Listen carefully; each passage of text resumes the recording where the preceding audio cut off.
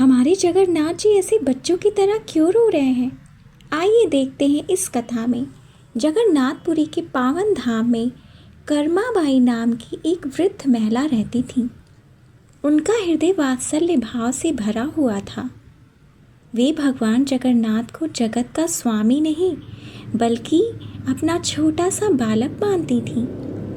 कर्माबाई का एक नियम था।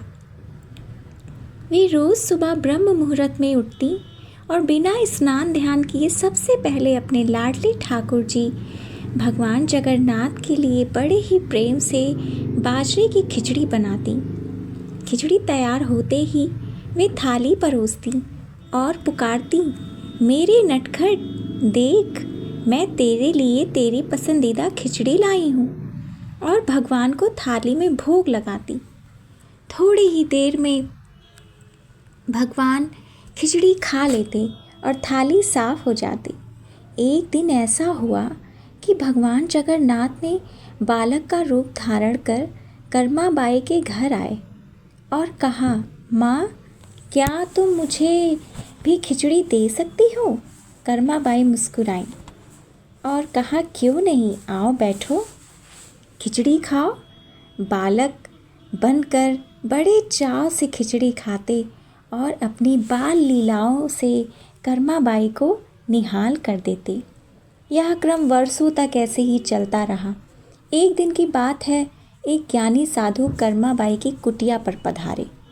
उन्होंने देखा कि कर्माबाई बिना स्नान किए और बिना किसी विधि विधान के भगवान को खिचड़ी का भोग लगा रहे हैं।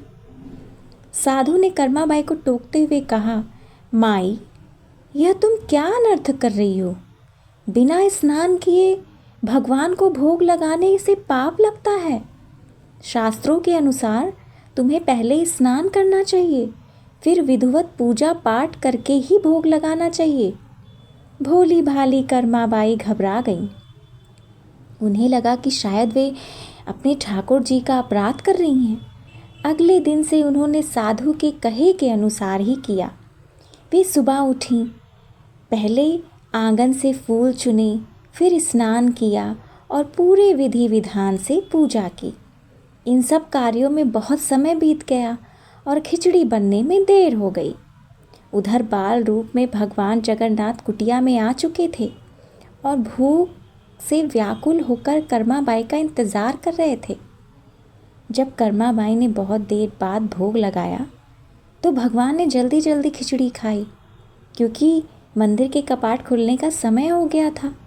इसलिए वे बिना मुंह धोए ही बिना पानी पिए ही वहाँ से भागकर मंदिर चले गए। उस दिन जब मंदिर के मुख्य पुजारी ने गर्भगृह खोला तो वो हैरान थे।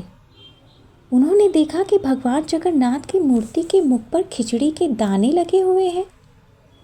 पुजारी सोचने लगा, हमने तो अभी भोग लगाया ही नहीं, फिर प्रभु के मुख पर यह खिचड़ी कहाँ से आई? लगातार कई दिनों तक ऐसा ही होता रहा। पुजारी जी समझ गए कि यह प्रभु की कोई लीला है। उन्होंने मन ही मन प्रार्थना की, हे प्रभु, आप रोज़ कहाँ से खिचड़ी खाकर आते हैं? यह क्या रहस्य है? उसी रात भगवान जगन्नाथ ने पुजारी को स्वप्न में दर्शन दिए और कहा, पुजारी, मेरी एक परम भक्त है कर्माबाई। वो मुझे अपने पुत्र के समान मानती है। पहले वह सुबह उठते ही मुझे खिचड़ी खिला देती थी तो मैं तृप्त हो जाता था, लेकिन एक साधु ने उसे नियम और विधि के जाल में फंसा दिया है। अब वो स्नान और पूजा में इतना समय लगा देती है कि मुझे खिचड़ी मिलने में बहुत देर हो जाती है। मंदिर में भक्तों के आने का समय हो जाता है, इसलिए मुझे खिचड़ी खाकर बिना मुंह धोए ही भागना पड़ता है। अगली सुबह पुजारी जी ने उस साधु को खोजा और उन्हें भगवान की इच्छा बताई। पुजारी की बात सुनकर साधु का हृदय भर आया और उनकी आंखों से पश्चाताप के आंसू बह निकले। वे दौड़ते हुए कर्माबाई की कुटिया पर पहुँचे और उनके चरणों में गिरकर बोले, माँ, मुझे क्षमा कर दो। मैंने तुम्हारे भाव की गहराई को नहीं पहचाना। तुम जैसे चाहो वैसे अपने ठाकुर जी को भोग लगाओ। तुम्हारे वात्सल्य के आगे मेरे सारे नियम और ज्ञान फीके हैं। साधु के जाने के बाद कर्माबाई ने फिर से अपनी पुरानी दिनचर्या अपना ली।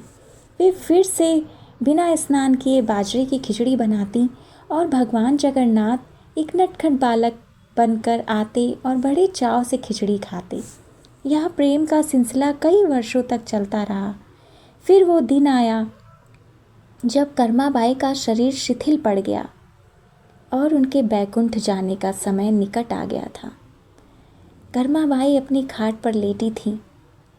उनमें उठने की भी शक्ति नहीं थी। तभी रोज की तरह बाल रूप में भगवान जगन्नाथ उनकी कुटिया में आए। बालक ने रूंधे गले से कहा, माँ, आज मुझे खिचड़ी नहीं खिलाओगी? देख, मुझे कितनी भूख लगी है। उठो ना माँ। कर्माबाई ने अपने कांपते हुए हाथों को उठाया और अपने प्यारे कन्हैया के आंसू पोंछे। उन्होंने एक ही स्वर में कहा, मेरे लाल, अब माँ के जाने का समय हो गया है, तू रो मत। तेरी यह आंखें नम मुझसे देखी नहीं जाती। भगवान जगन्नाथ बाल रूप में वहीं कर्माबाई के सीने से लगकर रोने लगे, जैसे एक बच्चा अपनी माँ के बिछड़ने पर रोता है। और उसी भावपूर्ण वातावरण में भगवान के उसी बाल रूप को निहारते हुए कर्माबाई ने अपने प्राण त्याग दिए और उनका जीवात्मा प्रभु के श्री चरणों में विलीन हो गया। उधर मंदिर में एक अद्भुत और विस्मयकारी घटना घटी। जिस पल कर्माबाई ने प्राण त्यागे, उसी पल मंदिर में विराजमान भगवान जगन्नाथ की मूर्ति की आंखों से अविरल अश्रुधारा बह रहे थे। यह चमत्कार देखकर मंदिर के पुजारी और स्वयं पुरी के राजा भी घबरा गए। किसी को समझ नहीं आ रहा था कि आज प्रभु इतना क्यों रो रहे हैं। राजा और पुजारियों ने मिलकर प्रभु की स्तुति की और क्षमा याचना की। तब उसी रात भगवान जगन्नाथ ने राजा के स्वप्न में आकर दर्शन दिए। स्वप्न में भी प्रभु की आंखें नम थीं। उन्होंने राजा से कहा, राजन, आज मेरी माँ कर्माबाई मुझे छोड़कर चली गई। वो जब तक थी मुझे अपने हाथों से खिचड़ी खिलाती थी। आज उनके जाने के बाद मुझे ऐसा लग रहा है जैसे मैं अनाथ हो गया हूँ। अब मुझे रोज़ सुबह उस प्रेम और वात्सल्य से बाजरे की खिचड़ी कौन खिलाएगा? राजा का हृदय ग्लानि और प्रेम से भर गया। वे सोचने लगे कि हम महलों में रहकर सोने चांदी के बर्तनों में 56 प्रकार के व्यंजन परोस कर भी प्रभु को वो सुख नहीं दे पाए जो कर्माबाई ने अपनी टूटी हुई कुटिया में दिया। उस बूढ़ी माँ का निस्वार्थ प्रेम मेरे सारे राजसी वैभव से कहीं बड़ा था। प्रभु को पकवान नहीं, माँ का वह दुलार चाहिए था। अगली सुबह राजा ने मंदिर प्रांगण में सभी पुजारियों और सभासदों को एकत्रित किया। वातावरण में एक अजीब सी उदासी और पवित्रता थी। राजा की आंखों से आंसू थे और कंठ रुंधा हुआ। उन्होंने कपकपाते स्वरों में कहा, राजसी आदेश जारी करते हुए कहा, आज से जगन्नाथपुरी के विधान बदलेंगे। मेरे प्रभु को मैं अब और इंतज़ार नहीं करना पड़ेगा।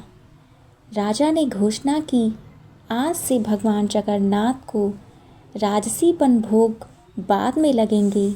सबसे पहले ब्रह्म मुहूर्त में माँ कर्माबाई की याद में बाजरे की खिचड़ी का भोग लगाया जाएगा। यह भोग मिट्टी की हांडी में बनेगा और उसी भाव से परोसा जाएगा ताकि त्रिभुवन के स्वामी को अपनी माँ कर्माबाई की कमी कभी महसूस ना हो। यह केवल एक राजा का आदेश नहीं था, बल्कि भक्त के प्रति भगवान के प्रेम के आगे नतमस्तक होने का प्रमाण था। दोस्तों, यह प्रेम की विजय थी। आज सदियों बाद भी मंदिर में यह परंपरा अटूट है। इसे बाल भोग कहा जाता है। सच है, भगवान नियमों के नहीं, केवल भाव के भूखे होते हैं। अगर कर्माबाई की ये भक्ति आपके दिल को छू गई हो तो कमेंट में जय जगन्नाथ ज़रूर लिखें और ऐसी कथाओं के लिए चैनल को सब्सक्राइब ज़रूर करें। मिलते हैं अगली कहानी के साथ। जय जगन्नाथ, जय जगन्नाथ।